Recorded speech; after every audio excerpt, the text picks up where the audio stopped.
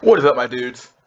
So today's video is going to be more of a rant about the exception versus the rule, or rather the exception to the rule.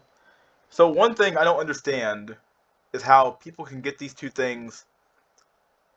I don't want to say they get them messed up, but they get very, very caught up in their feelings the moment you bring up the rule when they themselves are the exception. Like, no one's saying that you're not the exception, and no one's saying that you're part of the rule.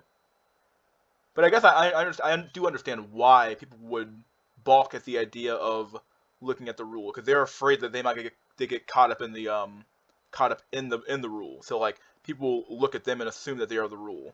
But the problem is with this idea is that people do this anyway. Like your mind is constantly walking around, or when you're walking around, your mind's constantly looking for patterns. It's looking for it's looking for rules. It's looking for it's using a rule set called a heuristic to walk your ass down to the mall, or when you're in a car and you see a red light, your mind knows to stop. Like a lot of times, you'll get on this weird thing where like you're driving down a highway, or you're driving down a road that you already know, and your mind kind of goes into like autopilot mode. Like that's your mind using a heuristic to drive the car. Like you don't have to do a lot of driving anymore. Your mind just does it for you, and you're kind of just in there chilling. So like the reality of the world is that your mind's constantly doing this to people as well. Your mind does this to people all the time. Now it might not ever enter into your conscious mind, so you might not consciously think something, but in general, your mind's constantly making assumptions about people, and just to keep itself safe. So like if you see somebody who's walking around, you know, who looks like a fucking meth junkie, well, your mind's gonna make some assumptions saying, hey, it's gonna hit your conscious mind saying maybe I should cross the road and avoid this guy at all cost because it's just not worth my safety to get caught up with this guy who's walking on the street. If you see a man holding a gun to someone else's head, the rule is going to tell you that, oh, your heuristic is going to tell you, oh, that might be a hostage situation. I might want to leave the area. Like, your mind's doing this all the time, but the moment you bring it up in stats and you start bringing out data, people get really antsy. And I understand why, but like you gotta know, like you have to understand that like no one's using this data. It's not the data itself that's wrong. It's what people are gonna do with the data. I suppose that's wrong with it. And it's not the descriptive claim. It's the normative claim.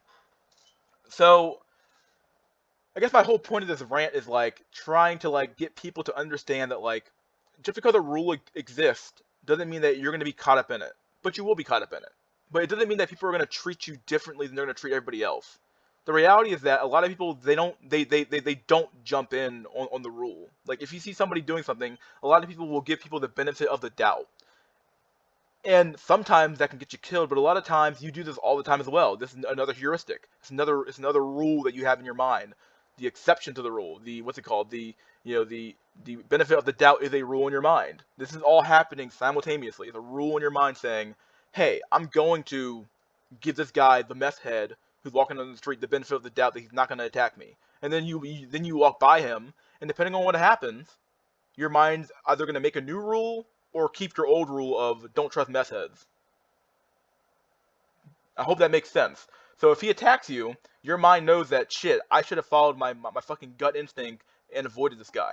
But if he doesn't attack you, he just walks by kind of weird and he's like, ugh, then hey, your mind might make him a new rule saying, hey, if the meth head looks like this guy, I think I'm good to go. I think a lot of this problem comes down to like people not understanding stats.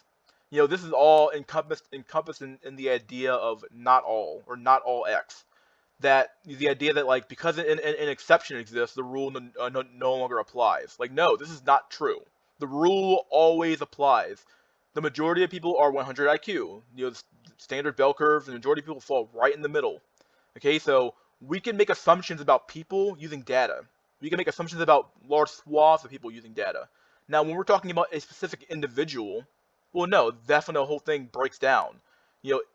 Individuals are not necessarily their group, but you can make extrapolations about people, the general person, off of that data, though. Like, when people hear a gunshot, the majority of people are going to run away. I don't need to know every single person's inner thoughts and what they're thinking about when they run away. I just need to know that, oh, when gunshot rings out, person A, B, C, D, E, D, and F and G and down to Z are all gonna scatter away and run away because they're afraid. It's a normal human reaction. We know that people lie, so you can make assumptions about people, about their lying behavior based off of what people lie about in general. We know that people lie on surveys. We know that there's like this shy Trump voter thing going on right now, where like people will lie and say, well, I'm gonna vote for Biden when I'm really a Trump supporter. Well, no, all you have to do is say, hey, there's a good percentage of these people that are probably lying to me. I'm gonna mark it at 10% because that appears to be the average of what people lie about. Like you can get a lot of data about people.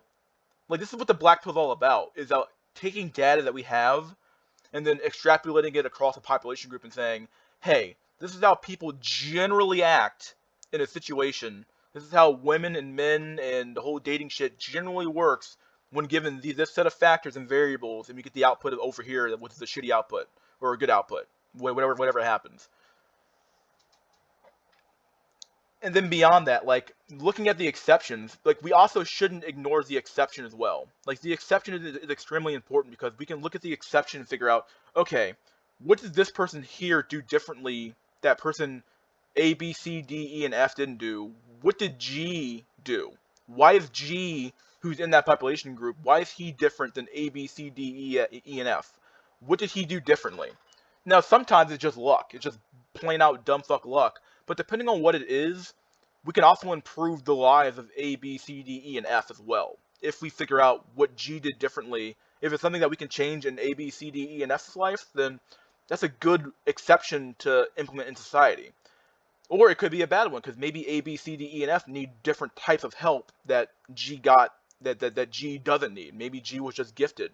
Now, if G is just gifted and smart, or maybe G is like a sports star, then giving that stuff to A, B, C, D, E, and F is not going to matter. It's not going to matter one bit. Sort of like the whole Chad thing, Chad versus the incel shit. The reality is that we can't give you Chad's good looks. It's just, it can't happen.